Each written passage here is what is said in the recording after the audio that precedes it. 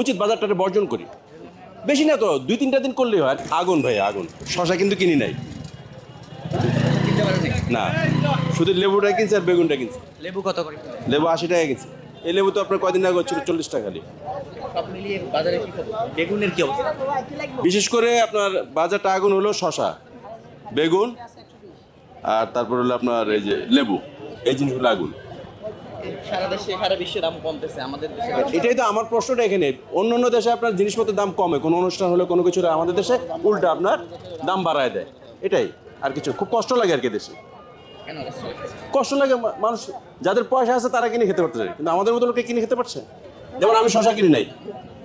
শশা কিনতে এসেছিলেন, হ্যাঁ, কিনি নাই, কিনবো না। শশার বদলা কি করবেন? হ্যাঁ, অন্য কিছু খাবো।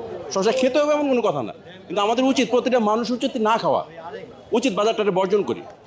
বেশি না তো, 2-3টা দিন করলেই হয়, আর কিছুই লাগে না। 2-3 দিন না কিনে কি হয়? কিছু হয় না কিনে। কি কি বর্জন করতে চাচ্ছেন? শশাটা, শশা, লেবু। এখন বলতে পারেন, আপনি কেন কিনছেন? আমি কিনছি, আমি ট্যাঙ্ক খাই না। আমি ট্যাঙ্ক কখনো পছন্দ করি না। আমি ট্যাঙ্ক কোনো সময় খাই না। খাইতে পারলে কিনতেন। না, খাইতে পারেন, ট্যাঙ্ক আমি পছন্দ না।